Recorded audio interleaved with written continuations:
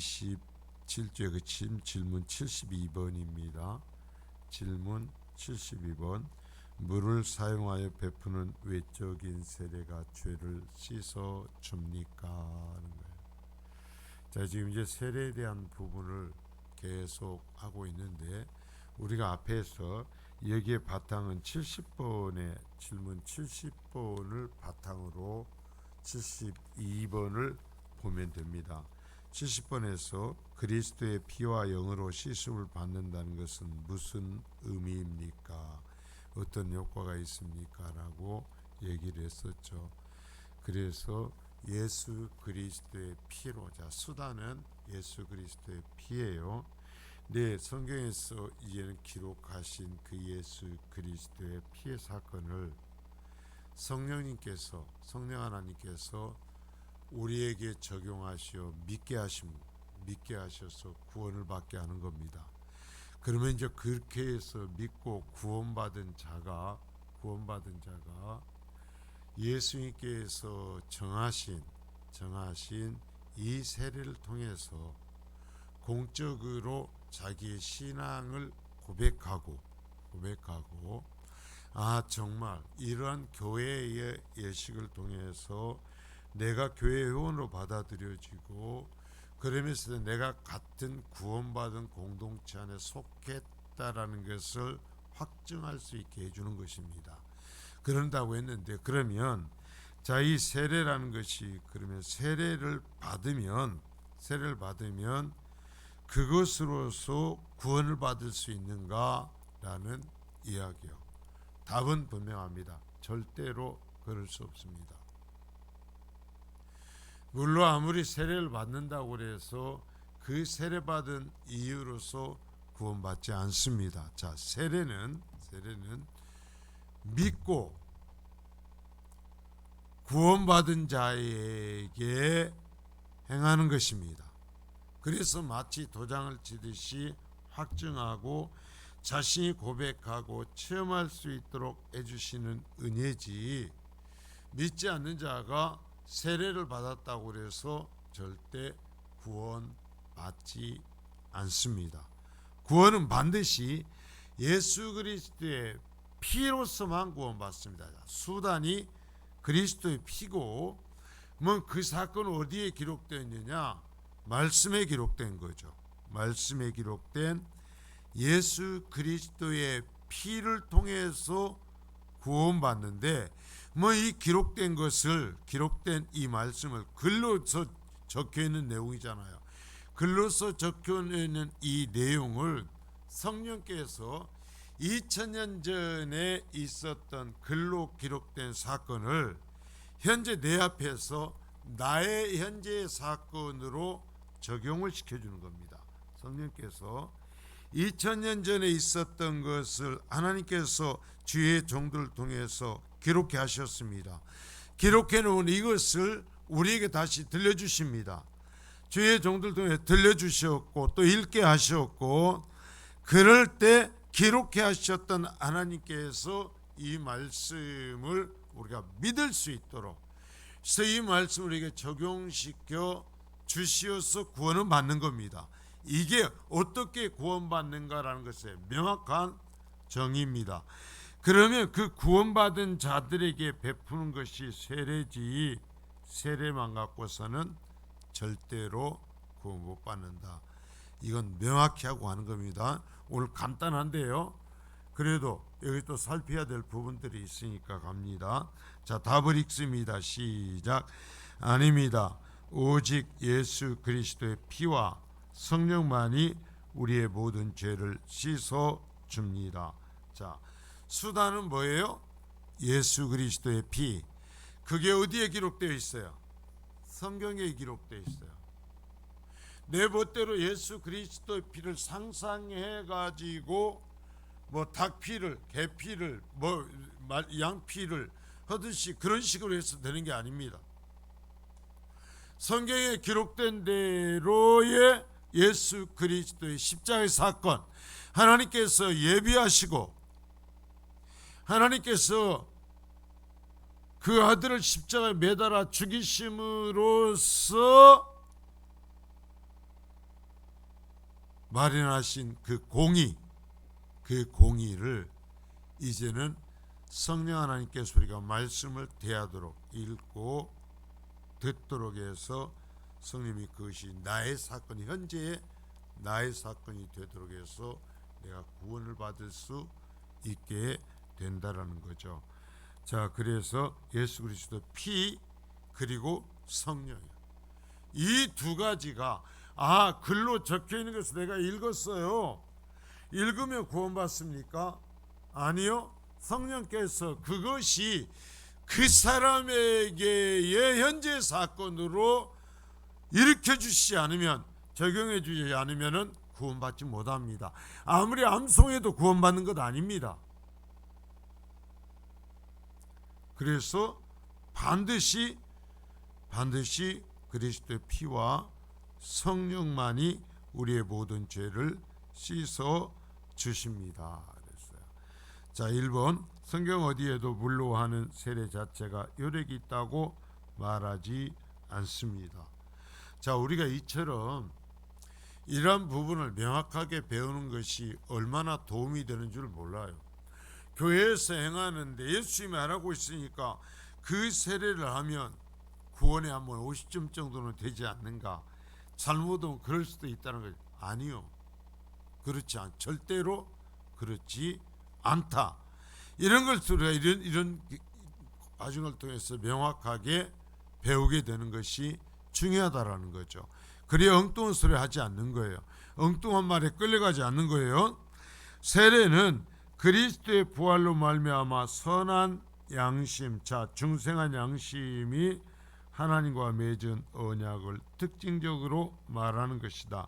이건 뭐냐면은 확인하여 준다라는 거예요. 그리스도의 십자가와 부활로서 구원받은 그것을 성령께서 역사하셔 믿어서 구원받게 된 영혼들, 그래서 그렇다고 성경대로 내가 나에게 예수님께서 그 공의를 전가시켜 주셨다고 고백하는 사람들에게 당신의 그 고백이 옳다고, 성경적으로 교회가 그것이 옳다고, 그럼으로써 하나님의 말씀에 비춰볼 때 당신이 구원받은 것을 인정한다고 교회가 예식으로서 확정해 준다라는 거예요. 그러니까 이게 세례를 받는 거하고 안 받는 거하고 내가 혼자 말씀 듣고 그래 하나님께 대해서 내가 구원받았어요 그냥 하고 끝나는 거하고, 주님이 세우신 공교회가 주님이 보내신 주의 그 종을 통해서 당신의 고백을 확인해 봤을 때 하나님의 말씀에 비춰 볼 때 성령의 역사심 안에서 볼 때 당신은 구원받은 것이 옳습니다, 맞습니다라고 확정해 주는 것은 굉장히 중요한 의미가 있죠. 그래서 교회가 내 고백을 인정해 주고 내가 구원받았다라는 것을 인정해 주었다라는 것을 알고 우리의 신앙이 확실해질 수 있는 거죠. 굉장히 유익한 겁니다. 그러니까 세례는 그래서 특징적으로 말하는 것이다, 이건 확인해 주는 것이다라고 얘기하면 돼요. 따라서 물이 영적인 효과를 가져다 주는 것이 결코 아니다.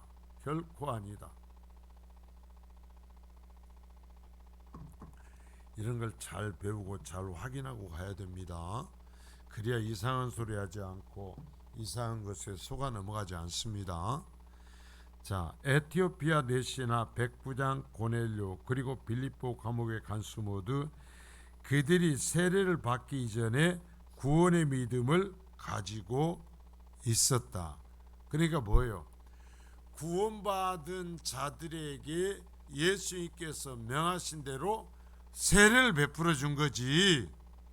자, 내가 세례를 베풀어 줄 테니까 성경 말씀 말한 거 읽어주, 이것이 예수에 대한 것을 이제 믿는 거야. 그리고 구원 받아라 하고 세례 베푸는 게 아니다라는 얘기야. 구원받은 자에게 세례를 베푸는 거예요.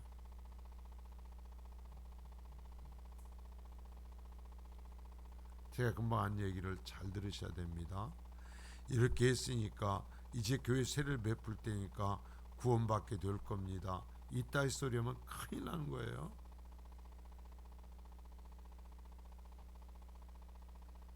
그러면 마치 세례를 베푸는 목사가 구원의 열쇠를 갖고 있는 것처럼 되잖아요. 그래요, 안 그래요? 그렇죠? 절대로 그래서는 안 돼. 말은 번지르하게 그럴듯하게 여겨질 수도 있어요. 아니요, 절대 그러면 안 돼.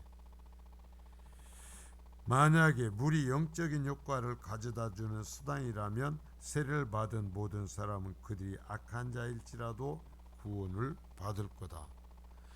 세례 베풀어 갖고 구원만 받을 것 같으면 그냥 우리 그냥 자식들 조카들 뭐 관계된 데서 붙잡아 놓고 안 받으려고 하면은 나무에다 묶어 갖고 매달아 놓고라도 물 쏟아 붓지 뭐.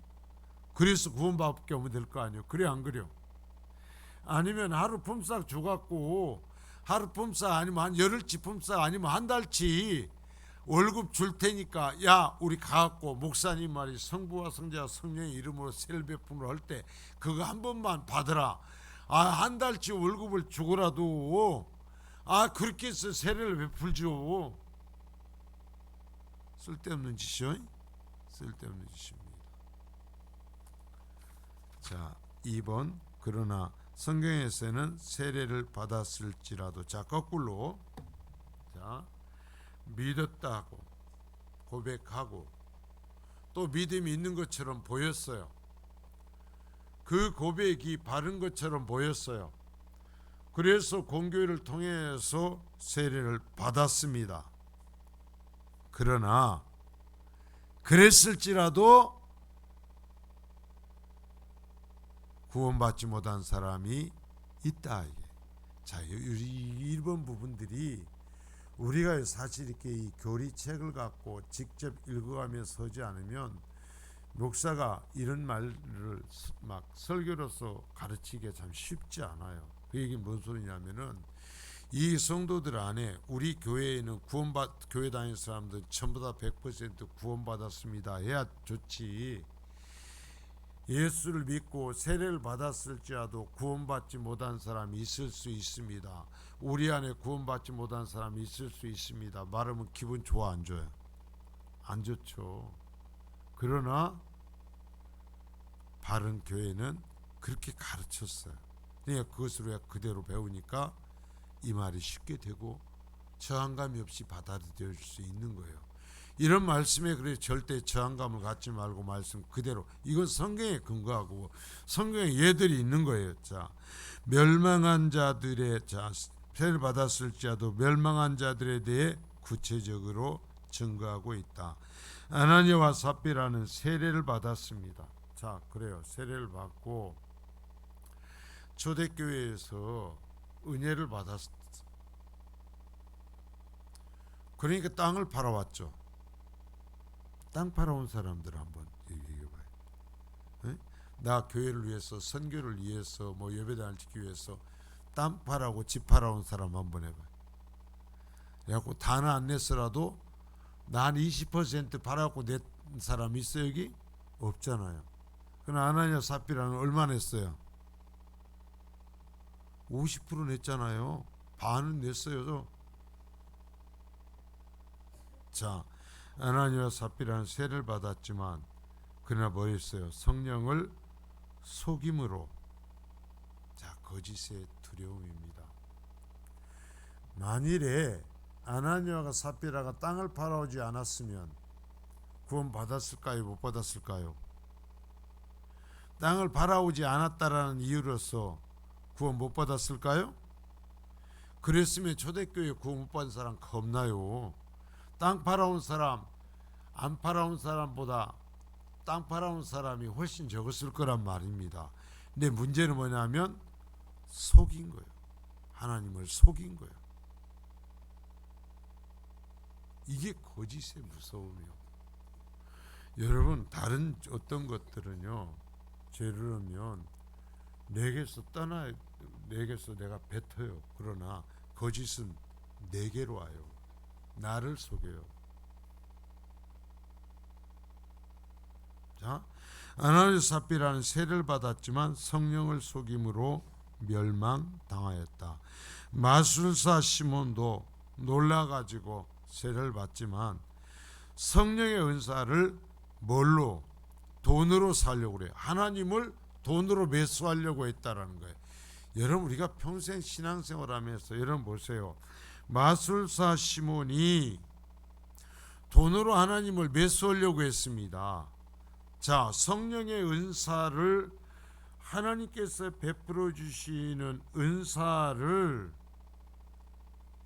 돈을 주고 살라고 그랬어요. 이 말은 뭐냐면 하나님을 돈으로 매수하려고 했던 겁니다. 그리고 하나님을 내가 원하는 대로 일하시도록 하려고 했단 말입니다.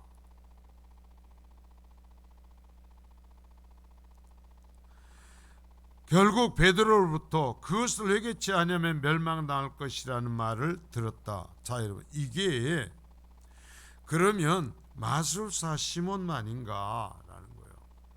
현대 시대에서도요, 엄청나게 이처럼 물질로 하나님을 매수하려는 사람들이 많다라는 거예요.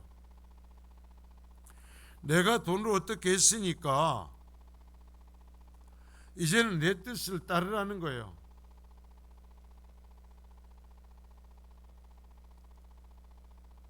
나도 말을 하겠다라는 거예요. 제가 지금도 언제든가도 얘기했을 거예요. 김동호 목사님이라는 분을 제가 참 좋아합니다. 그분이 쓴 책에서 그러는 거예요. 자기가 청양중앙교회에서 그 전도사로서 생활을 하고 있을 때, 교육전도사로서 생활을 하고 있을 때, 그 자기가 맡은 유초등부 어린이부 부소의 부장이 장로님이셨는데 그분이 굉장히 신앙이 좋고 부자이신 분이었대요. 그래서 이분이 그 큰 교회에서도 엄청난 어떤 몫에 헌금을 하는 거예요. 그런데 교육전사가 이제는 주일학교 아이들을 위해서 이런저런 걸 요구를 하고 말을 해도 잘 안 먹혀드는 거예요. 꼭 해야 되는데. 그러니까 이 장로님에게 부탁을 하면, 이 장로님이 헌금을 많이 하시는 장로님이니까 장로님에게 부탁을 했다라는 거예요. 장로님, 이게 꼭 우리 어린 여기 해야 되는 것인데 이걸 못하게 합니다. 그러니까 장로님이 좀 당에서 얘기하고 하도록 해주시오. 해줬을까요? 안 해줬을까요? 그 장로님이 전도사님, 교육전사님이 하신 그 이야기, 김도 목사님이 했던 이야기를 지금도 하셔요. 그분이 지금도 하셔요. 제가 보면 뭐라고 하냐면, 전사님, 제가 헌금을 좀 하지 않습니까? 제가 교회에서 헌금을 좀 하지 않습니까? 그러니까 저는 말을 하면 안 돼요. 내가 우리 교회에서 좀 헌금을 하잖아요. 그러니까요, 나는 전사님 말하면 안 돼요. 그런 분들이 있으니까 교회가 바로 잡히는 거죠. 그래서 전사님이 거기서 그 장로님을 통해 큰 스승처럼 배웠다라는 거예요. 아, 교회가 이러는 것이구나. 자기가 생각할 때 그토록 많은 헌금을 하시는 장로님이니까 이거 반드시 해야 되는 것이니까 장로님 가서 따져갖고 해주셔요. 내가 하면 안 됩니다.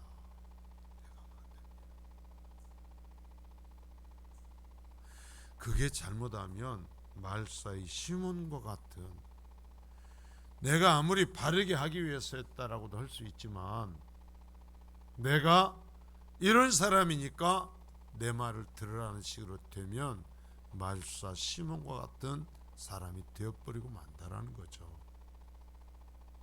여러분, 정말 나에게 하나님께서 베풀어 주신 것이 많을수록 우리는 조심해야 됩니다. 받은 은혜가 많고 받은 기회가 많을수록 우리는 모든 면에서 조심해야 되는 것입니다. 그래서 성도들이 함께 조심해 가면 그 교회는 바르게 되는 거예요. 목소리를 내지 않아도 그런 교회는 바로 서는 거예요. 아마 저는 생각을 해요. 그런 장로님이 그렇게 말씀 안 하셨을 때 결국은 그 전사님이 원했던 일들이 되어져 갔을 거라고 저는 생각을 해요. 좀 더디지만. 자, 마수사 시몬도 세례를 받았어요. 그리고 그걸 사모했어요. 은사들을 사모했어요. 근데 사모했는데 그걸 하나님 앞에 구하는 것이 아니라 돈으로 사겠다라는 생각을 한 거예요. 여러분, 하나님의 일은 하나님의 방법으로 하는 것입니다. 성령님의 방법으로 해야 되는 것입니다. 성령님을 따라가야 되는 것입니다. 이것을 평생 잊지 마십시오. 내 생각대로 하는 것 아닙니다. 하나님의 방식대로, 하나님의 방법, 하나님의 시간, 그걸 따라가는 거예요. 로마서 2장 28절 29절에서도 할례를 받았다고 다 유대인이 아니라 내면적 할례를 받은 자만이 유대인이라고 분명히 말하고 있다. 자, 유대인들이라고 할지라도 할례 받는다고 다 아브라함의 자손이 아니라는 거죠. 내면적으로 아브라함의 자손이에요. 아브라함의 자손이라는 거예요. 여러분, 교회를 다니고 내가 세례를 받았다고 해서 다 구원받은 것 아니라는 거예요. 믿음이 있어야 구원받은 거라는 것입니다.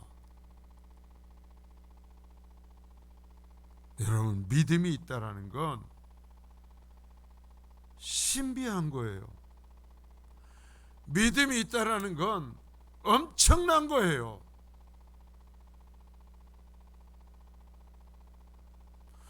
우리 모두가 그러한 것을 깨닫고 체험해 가기를 원해요.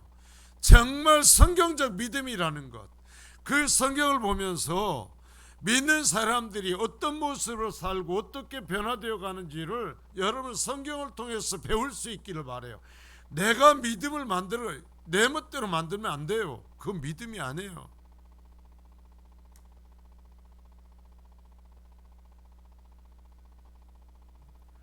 따라서 외적인 세례를 받은 것에 자신의 구원의 확신을 두지 마라. 심령 속에서 일어난 성령의 중생, 성령이 역사하셔서 나를 새 존재로 만들어버리는 역사가 있어야 된다라는 거예요. 자, 여러분 보세요. 예수를 믿는다라는 것은 곧 믿음은 무엇과 똑같냐면 중생, 죄 믿음은 죄사함과 중생이 함께 일어나는 거예요. 거듭나는 거예요. 새로운 존재가 되는 거예요. 새로운 존재. 새로운 존재라는 건 뭐냐면 예수의 성향을 가진 존재가 되는 거예요. 아, 새로운 존재가 됐어요. 그거는 새로운 존재가 뭐가 표준이에요? 예수가 표준, 예수 표준. 중생을 했어요. 거듭났어요. 거듭났는데 거기에서 뭐 소나무가 생긴 거예요? 은행나무가 생긴 거예요? 감나무가 생긴 거예요? 예수 그리스도, 십자가 예수 그리스도를 닮은 사람이 생겨난 거예요. 이게 중생인 거예요. 이게 예수 믿음인 거예요. 그러니까요, 어떤 신비한 영적 은사가 있어서 이 사람이 믿음이 있는지 없는지를 분별할 수 있는 게 아니고요, 성경을 알고 성령 하나님을 알면 우리가 사람을 보면서 이 사람이 거듭난 사람인지 아닌지를 알 수 있어요. 자, 여러분 여기 분명히 하죠. 성령의 중생과 갱신케 하신 역사를 근거로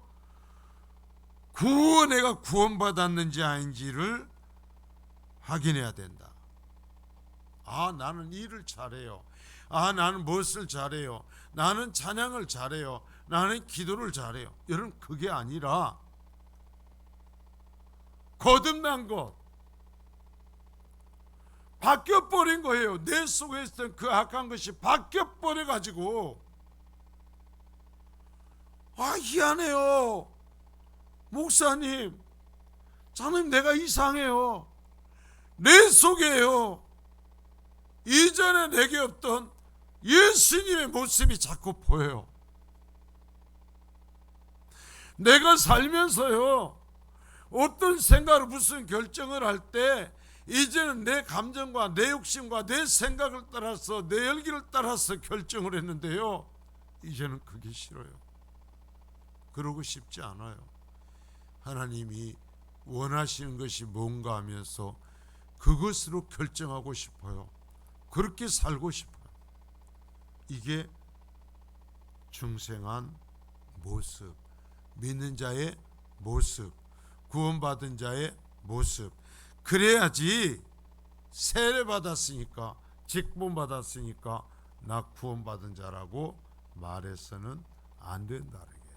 왜? 목사님, 뭐 그러면 예수 믿는 사람이 다 그런 게 일어난단 말입니까? 예, 다 그렇게 일어납니다. 왜요? 이건 하나님의 역사이기 때문에요.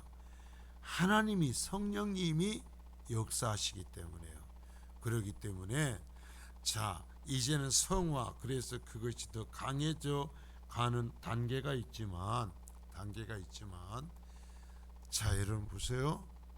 반드시 그 근본적 변화가 일어납니다.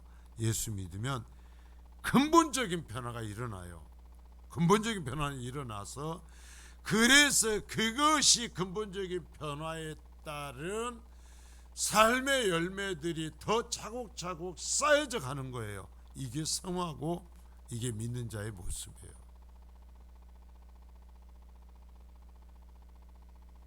이게 성경적인 믿음이에요. 믿음을 그런데 자기가 만들려고 그래요. 자기 생각대로 정의하려고 그래요. 아니요, 믿음은 내 속에 사는 게 틀림없이 중생한다 그랬어요. 변화를 일으켜버리는 거예요. 내 본질을 바꿔버리는 거예요. 바뀌었어요. 바뀌어. 아직 실수하고 넘어지기는 하지만, 그래서 완전히 100% 내가 못 살지만, 그렇게 못 사는 것이 화가 나요. 못 사는 것이 원통해요. 그 말씀대로 살고 싶은 갈망이 항상 내 속에 있어요. 그렇게 살 때 행복해요. 이게 믿는 자의 모습이고 구원받은 자의 모습인 줄 믿습니다. 간단해요. 자, 3번. 성경은 오직 그리스도의 피와 성령이 우리를 모든 죄에서 깨끗하게 하신다고 말씀하고 있다. 다시 반복적으로 얘기합니다.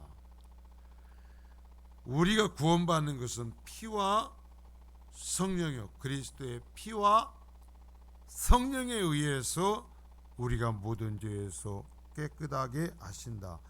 여러분, 얼마만큼의 죄에서 용서를 받아요? 자, 모든 죄라고 그랬어요. 잘 확인하고 가요. 또 껄쩍지근한 믿음 갖지 말고, 모든 죄에서. 그런데 자, 우리가 모든 죄에서 용서함을 받을지라도, 그래도 목사님, 나는 항상 내가 모든 죄에서 죄 용서받았다는 것을 어쩔 때는 믿고 기뻐하지만 어쩔 때는 그렇지 않은 것처럼 느낌이 들어요. 예, 맞아요. 맞아요. 다 그래요. 다. 왜 그러냐면 우리 속에 있는 아직 옛사람의 모습이 있잖아요. 내 육신을 따르는 이 옛사람의 모습이 있잖아요. 이게 바울 사도 얘기잖아요. 싸워서 내가 새로 거듭난 존재가 이것을 멋지게 거꾸러뜨리고 내가 거룩한 모습으로서 살 때에는 내가 그래, 아, 내가 모든 죄를 용서받았어 라고 하면서 기뻐할 수 있는데, 어쩔 때는 어떻게 해요? 내가 나를 봐도 형편없이 이 죄에 의해서 무너져 버릴 때가 있죠. 그러면 그런 생각이 드는 거예요. 이런 죄를 지으면서 내가 이런 죄, 이 모든 죄에 정말 용서함을 받았는가? 용서함을 받았을까? 네, 그렇다면 왜 내가 아직도 이런 죄를 지을까 하는 어떤 의혹이 생길 수 있다라는 얘기죠. 그러나 내가 정말 예수 그리스도를 믿음으로써 내 속에서 성령이 역사하시는 중생의 역사가 일어났다면 우리는 모든 죄에서 용서함을 받은 것입니다. 모든 죄. 그러면 목사님, 모든 죄에서 용서를 받았다면서 왜 매일매일 회개해야 된다고 합니까? 자, 이건 요즘에 새벽에 지나갔어요. 자, 예수님께서 말씀하십니다. 말씀하세요. 온 몸을 씻는 자와 발을 씻는 것에 두 가지 얘기를 합니다. 그래서 자, 회심 두 가지가 있어요. 두 가지가. 자, 회심이라는 게 신학적 회심은 뭐냐면 본질적으로 성령의 역사를 통해서 예수 믿지 않던 구원받지 못했던 존재가 성령의 역사를 통해서 본질이 바뀌어버려서 거듭난 존재가 되는 것, 이게 회심입니다. 회심. 그래서 아까 했잖아요. 마음이 바뀌어버리는 것인가, 본질이 바뀌어버리는 거예요. 이 죄 용서는 평생에 한 번입니다. 그래서 모든 죄가 용서를 받습니다. 그러나 그런 사람은 죄를 짓는다고 해서 멸망받지 않습니다. 그러나 그렇게 구원받았음에도 불구하고 내가 죄를 짓습니다. 내가 또 넘어집니다. 이게